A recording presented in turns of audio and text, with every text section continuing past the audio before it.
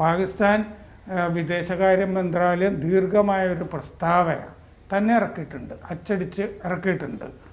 അതിൻ്റെ അകത്ത് അവർ പറയുന്നത് ഇന്ത്യക്ക് ഇസ്ലാമോഫോബിയ ബാധിച്ചിരിക്കുന്നു, ഇത് പൈതൃക മലിനീകരണം, ഹെറിറ്റേജ് ഡെസക്രേഷൻ ആണ് എന്നാണ്. അപ്പോൾ 1992 ഡിസംബർ 6 ഇന്ത്യ ഇവിടെ ഒരു മതധ്വംസനം നടത്തി. ഭരണകൂടവും കോടതികളും ഒക്കെ അതിൻ്റെ കൂടെ നിന്നു. ന്യൂനപക്ഷത്തോട് വിവേചനം കാണിച്ചുകൊണ്ടിരിക്കുന്ന രാജ്യമാണ് ഇന്ത്യ. ന്യൂനപക്ഷങ്ങൾക്ക് മേൽ സമ്മർദ്ദം ചെലുത്താൻ വേണ്ടിയിട്ടാണ് ഈ കൊടി ഇപ്പോൾ ധർമ്മധ്വജം ഉയർത്തിയിരിക്കുന്നത്.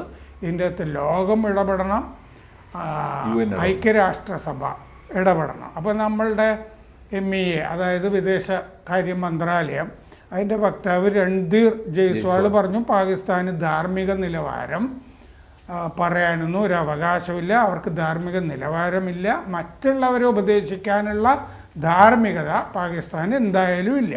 കൂടുതൽ വാർത്തകളും വിശേഷങ്ങളും നിങ്ങളിലേക്ക് എത്താൻ ABC മലയാളം സബ്സ്ക്രൈബ് ചെയ്യുക, ബെൽബട്ടനും അമർത്തുക.